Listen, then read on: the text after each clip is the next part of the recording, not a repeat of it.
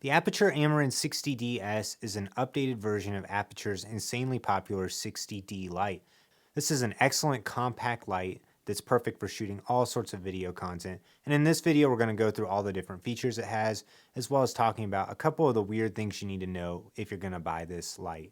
The original Amaran 60D was a very popular light, but it had a couple issues with some color inconsistencies as well as fan noise, but Aputure has fixed this with the 60DS. I also contacted Aputure and they said that the S just means that they've updated the Cobb chipset and it's supposed to have more accurate color, which I've found the color to be very flattering and to be very accurate to daylight temperatures. This light's very bright. I'm running it at about 11% brightness right now. I am shooting at f1.4, so that helps me get a lot of light in, but I'm using it with the lantern softbox, and it's my only key light for this video, and it's able to light my face really well. What's great about this light is that it's so compact and it gives you a couple of different accessories with it, and you can use it with Sony NPF batteries, you can use it with the included power adapter. I will say the Sony NPF style batteries don't power it for the longest amount of time. It comes with this adapter plate that allows you to use those batteries, but no batteries are included. You can also use a V-mount battery for longer run times, but you will need a D-tap to DC connector in order to use it. The 60DS is really simple to use. It has a power off and on switch, and it has a single knob to adjust the brightness,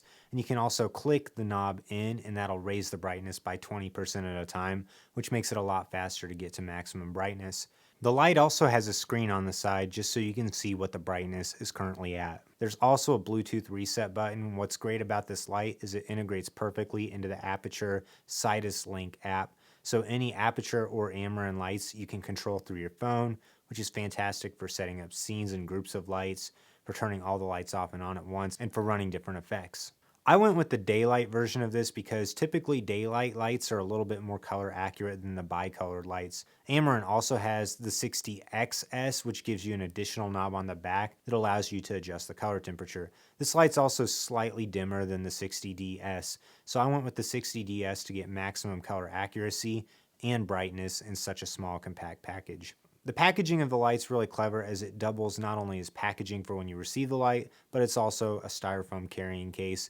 It includes the light, a mini hyper reflector, a diffusion cover that you can put on the hyper reflector, a quarter 20 to mounting pin, a stand adapter, and the battery plate that works with Sony NPF batteries. It also includes a power supply that comes with a really long IEC cable, which comes in handy because it allows you to put the light pretty much wherever you want, even a decent length away from an outlet. The 60DS's main claim to fame is how lightweight and compact it is, which allows you to mount it pretty much anywhere, and it uses a standard Bowens mount on the front of it, so you can use a lot of really common light modifiers like softboxes, lanterns, and other strip boxes as well. So you might already have some accessories lying around and they're readily available on Amazon and B&H. I've linked some of my favorite light modifiers in the description below. In this video, we're just using it with a glow lantern that is really easy to use. One other great thing about the 60DS is it's really lightweight, so you can use it on pretty much any light stand you want, no matter how lightweight it is. I would just recommend counterweighting your light stand just to be safe. I've used it on small light stands, desktop clamp-on light stands, and C-stands, and all of them work great with the 60DS. I've found that I'm still able to run the light at about 10 to 15% brightness if I have it up close to me and I'm in my small studio space.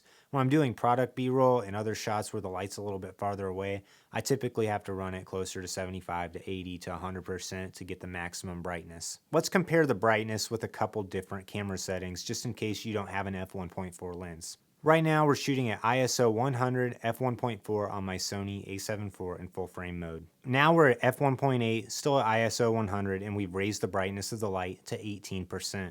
Now we're at f2.8, still shooting at ISO 100, and we've raised the brightness of the light up to 60%. Now we're at f4.0, and we've raised the brightness of the light up to 80%, and I've also raised my ISO up to 200 just to let more light in. Let's talk some of the drawbacks of this light. First of all, the Bowens mount is not the sturdiest. In fact, on Aputure's website, they have a compatibility chart with the different modifiers that they recommend using this with, and some of their bigger modifiers are not on that officially supported list. So be sure if you want to use an Aputure modifier, check that compatibility chart out because they have done some testing and recommendations of those. Another thing that's kind of frustrating about this light is the quarter 20 thread on the bottom of it.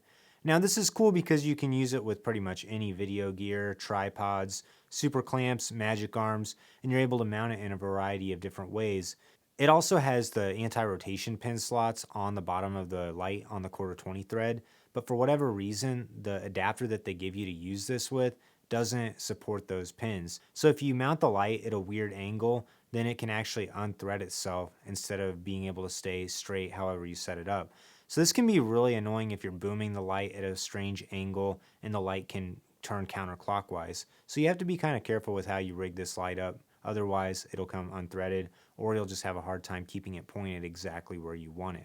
I also don't really love the tilting light stand adapter that they give you. The knobs just feel really cheap and it feels like it could break if you're not careful with it. That's kind of the name with this light though, because the whole body of the 60DS is made of plastic. It seems like maybe there's a couple metal parts, but overall it's definitely plastic and does not feel like it's super durable. But that's how you're able to save so much money on this light versus buying one of the more expensive Aputure Pro line of the Lightstorm lights that are all metal construction with the metal yoke. Those are just a lot better built than this, but they're also way more expensive than this light. So I think this light is for the semi-pro or for someone who is just wanting to use it in a home studio or in a fixed location. You don't have to have the heaviest duty light stand to use the 60DS, and you can mount it in a variety of ways using the quarter 20 thread on the bottom and just a ton of different lighting accessories that you can buy really easily on B&H or Amazon. But it's just not quite as durable as some of their higher quality lights. I think if you want to use it professionally and out in the field a lot, you need to get a good carrying case. Just make sure that you're careful when you're setting it up, because I'm really not sure if it would survive a fall or not, because the body just feels kind of cheaply made. So this light has a couple drawbacks. It's really easy to use, and the brightness is no problem at all for using in a small setup like I'm using here in my studio. The 60DS is super compact, and Amaran also has the 100DS and the 200DS, which are a little bit bigger and feature a slightly different mounting setup than this does, and they also have more power. The 60DS retails for $170, which I feel is really fair for the price for all the features that you get with this light and the ability to run it on battery power. Now, I will say the 100DS is $200, so it's only $30 more expensive to get the light that has a little bit stronger of a light stand mount. I think if you want to use it with larger light modifiers or at different angles and have more precise control of how it's being pointed, I would recommend buying the Amaran 100DS instead. It's a little bit more expensive, but it gives you the same controls. It uses a different power adapter and isn't battery compatible without buying a special adapter as well. But it has a much better adapter to put it on a light stand, and I think that you'll appreciate how much easier it is to adjust the angle of your light using the 100DS. But if you want a light that's compact and that can be used with a variety of different accessories and super clamps and magic arms, and just in the smallest package possible, the 60DS is a great light. I love how quiet it is, and it's super bright. It's going to give you plenty of light for your small video productions. I also think this would be a great first light to get into the Aputure ecosystem. You can always buy a 100DS or a 200DS later on and use that as your key light, and then use this as a fill light or some sort of overhead light or a hair light. There's a lot of great options with this light, so you're always going to have something to use it for. If you're interested in buying the 60DS, I have links to buy it in the description below. If you have any other questions about this light, leave a comment down below and I'll do my best to answer them.